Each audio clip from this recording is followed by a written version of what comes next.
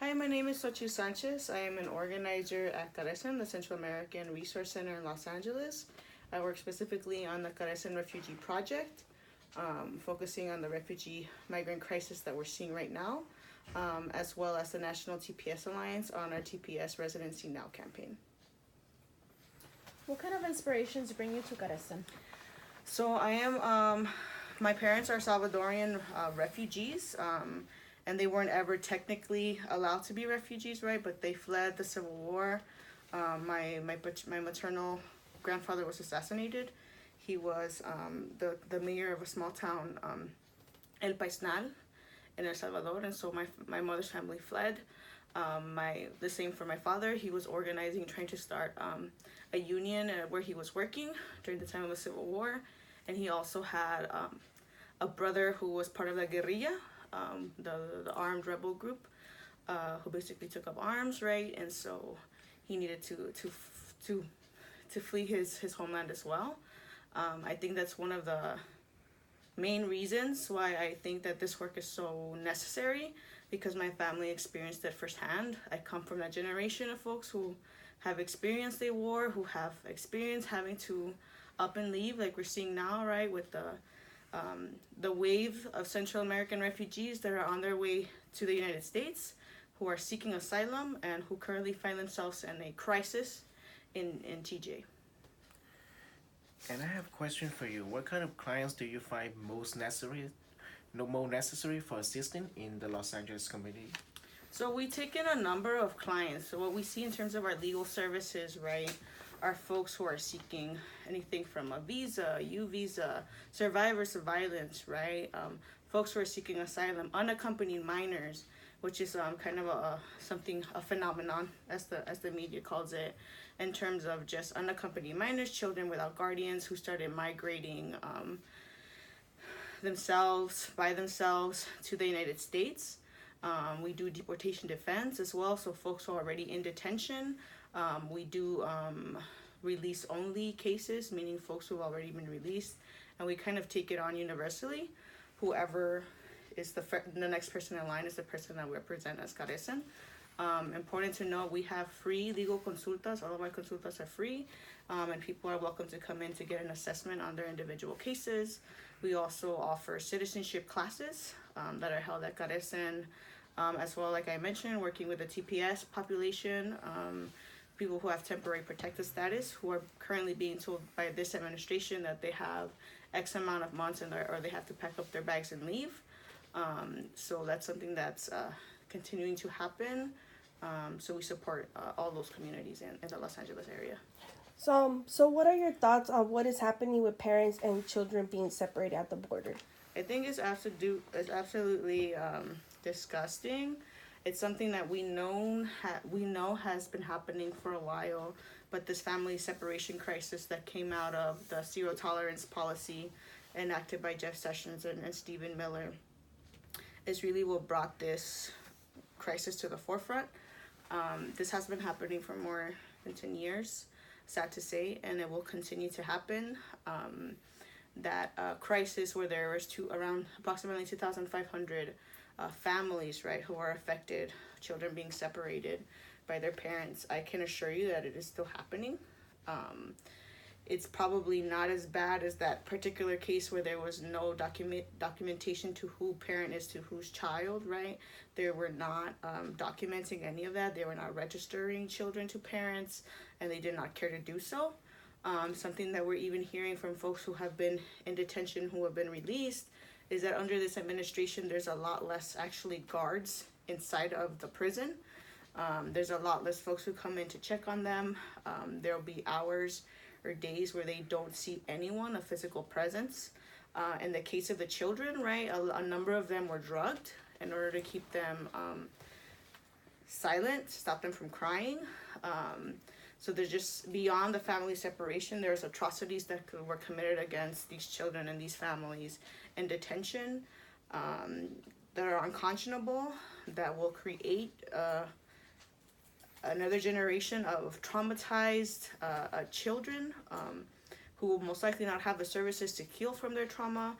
A number of them who have been already adopted by white parents or by other parents other people who are not their parents. So then removing and stripping, right, the parental right to someone to be with their child, and then devalidating that by giving them up and putting them in foster care procedures, and then saying to the legal biological mother of a child, you have no right, and why weren't you there for your child? Well, I was in prison.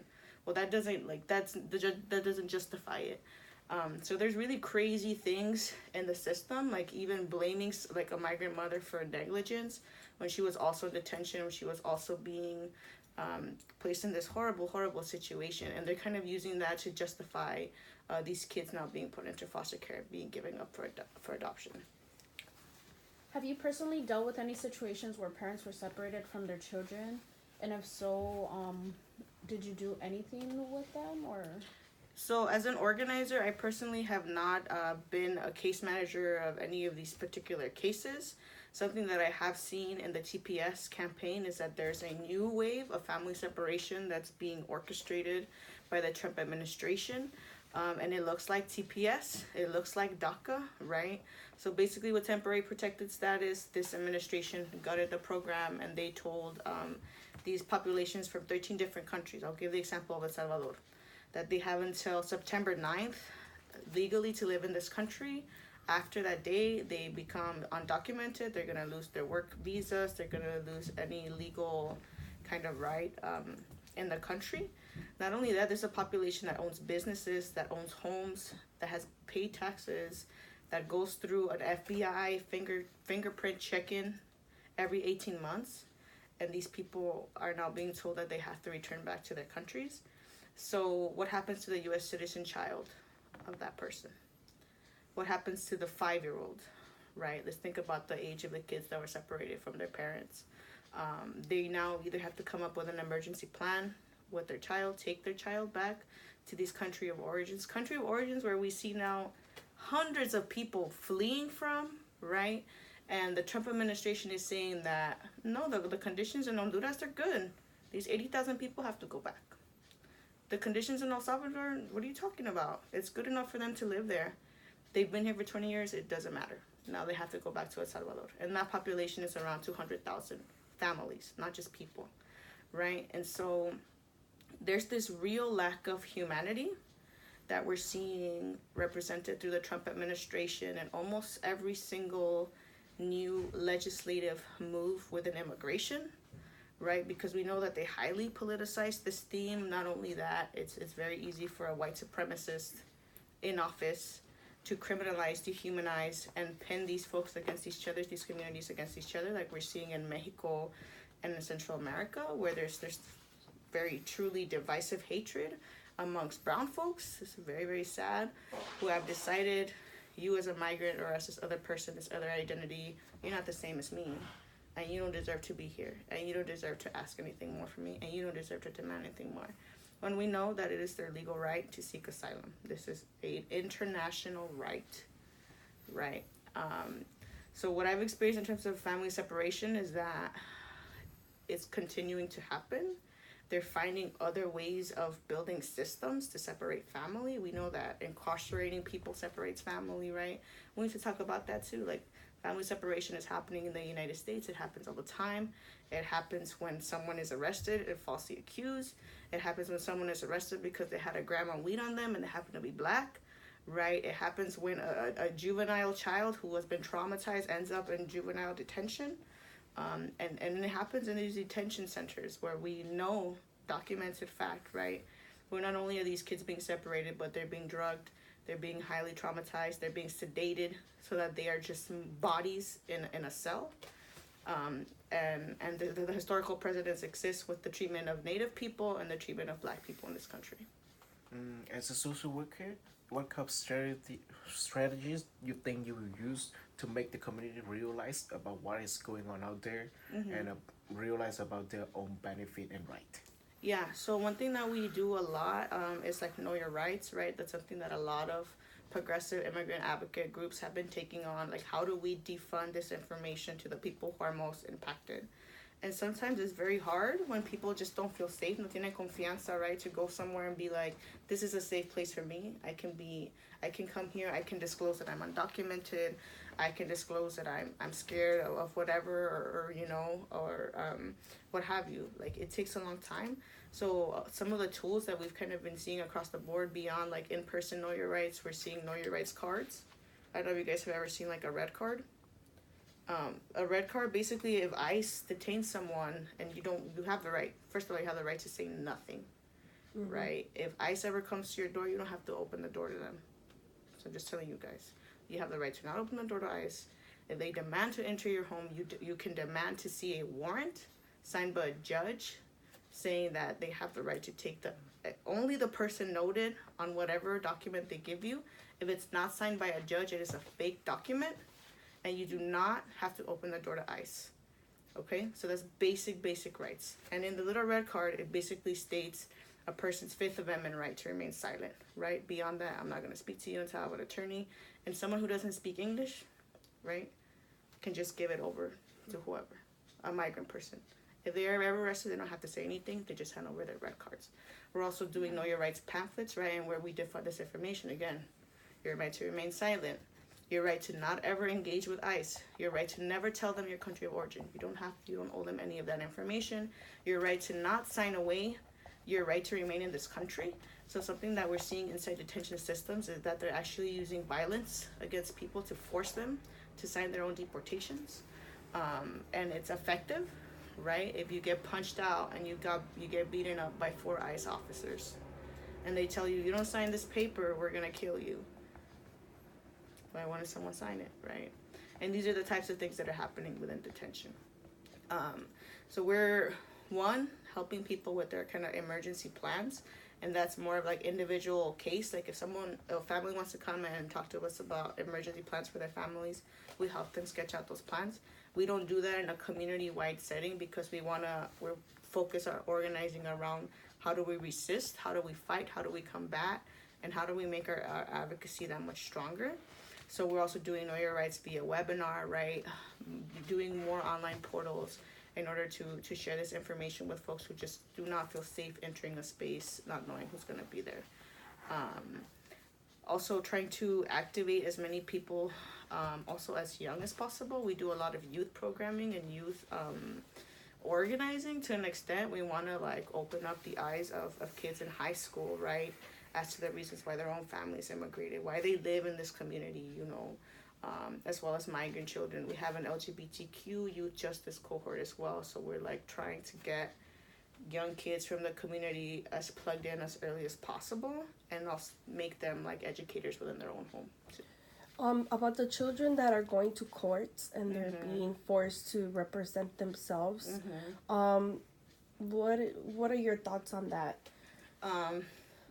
It's despicable, quite frankly. Camila Alvarez, who's our managing attorney for the unaccompanied minors deportation defense unit, has shared with me a story, basically not a story, but her anecdote in her life. She was representing a 2-year-old who was in deportation proceedings, and the judge was just kind of upset that the kid was being fussy, that this kid was being really fussy and they couldn't control or just stop them and get them to sit down or get them to stop crying.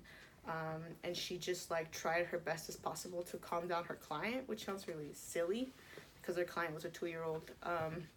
But this was a released child. So this was released to a guardian, not someone who was in detention. And even then the treatment of that child was very like, why can't this kid get it together? It's a fucking kid. You know what I mean? There's just like those kind of expectations of someone who is criminalized in detention.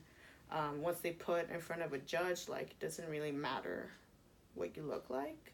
Yeah. When it comes to deportation proceedings, it does not matter at all. It could be a baby, it could be elderly, it could be what have you.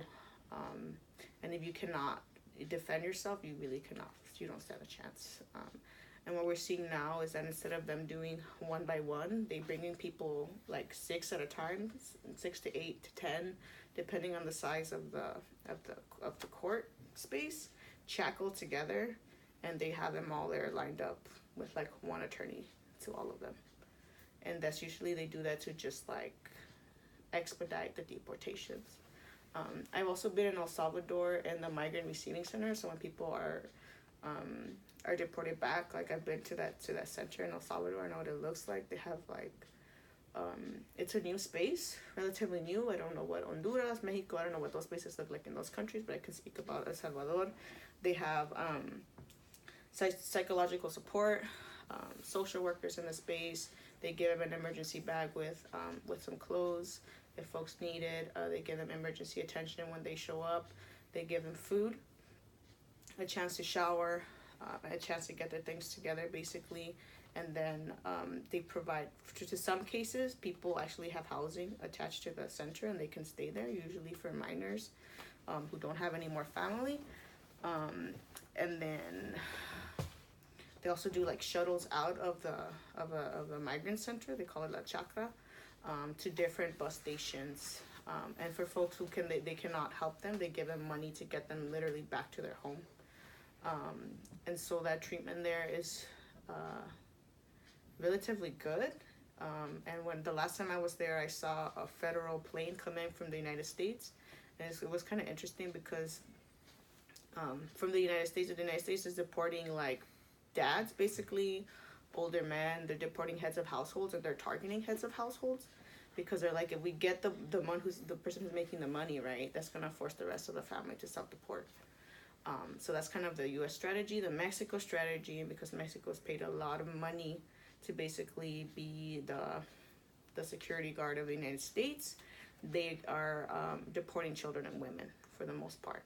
So they are unaccompanied minors, mothers and children, young men. And that's kind of like who they're rounding up and sending back.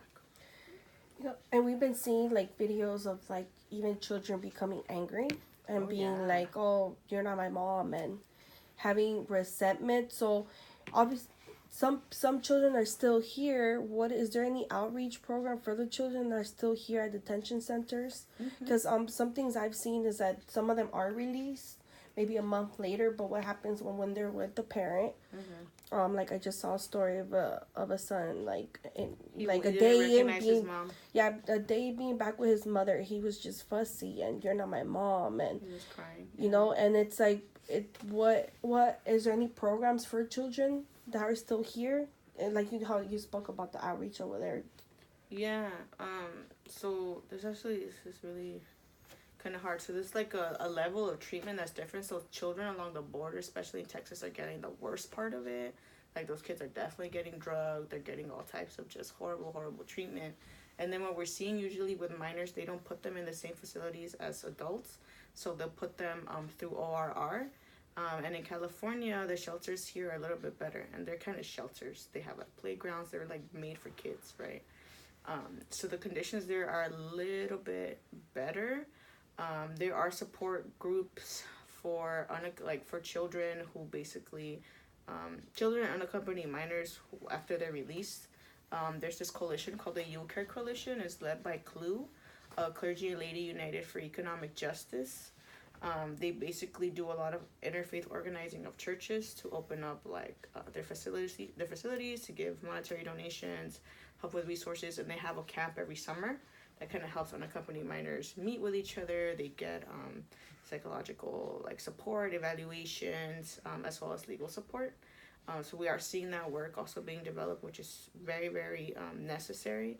But in terms of, I think you're asking more about the kids who have been released from these detention centers who have severe trauma, like the case of this kid who refuses to acknowledge his mother. Something that we're also hearing from what's happening inside these child detention centers is that they're being drugged. On top of that, they're being lied to by the guards. The guards are telling them that their mothers did this to them, that their mothers gave them up as soon as they came into the country. And for a child who has no idea why they even left their home in the first place, who knows that the last person they saw was their mom, if they're old enough to recognize that it was their mom or their dad or what have you, and know that it was the mom giving them over to someone who's like, we're gonna take your kid because they need to be cleaned, and then they lie to them, and so then they're both being lied to, both parties, right?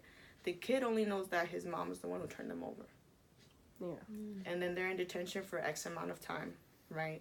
The only other people that they have are the kids in there. and they support each other through these extreme periods of trauma, of high trauma, which they're incels, right? They're being neglected. They're not allowed to shower. Some of them are like sitting in their own filth. They're not even like given proper medicine. You even call it the ice box. The ice box, exactly. They put them in these like kind of really cold small spaces, almost like solitary confinement, in order to lower their temperatures and to sedate them. So they're finding other ways of sedating them besides the drugs, right? So when we think about, and I know very limited about like trauma informed work, but just based on the fact that these kids are being stripped of their parents, not being put in a cell with these other kids who don't know where their parents are, who have also been told that their parents gave them up, they believe that they're now in a system where, yeah, my parents came to this country to leave me. Do you think we should offer psychological treatment for those kids after they get out of the detention Most setting? definitely. I think that's going to be, it sounds really sad, but there's going to be a new industry of psychological studies dedicated to the trauma that's being produced onto these kids and to these families. And I think that it's highly necessary, but I know basically from the networks that I'm involved in, everyone is at capacity. And when we think about the need, right, like how are we going to develop the new lawyers, how are we going to develop the new psychological support systems, how are we going to develop the new organizers, when so much of us are directly impacted too, like we're also being traumatized.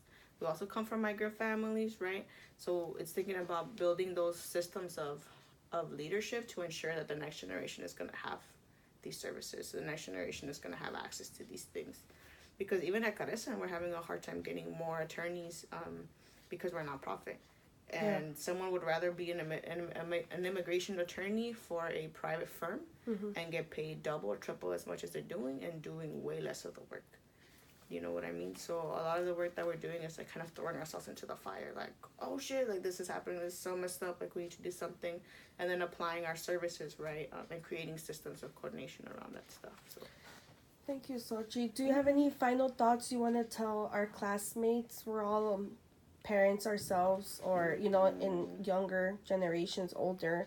All most likely that we did in our class, we surveyed, we're all Hispanics or come from low income. So do you have any final thoughts for the class? Yeah, I just want to applaud you guys for your efforts, for the work that you're doing.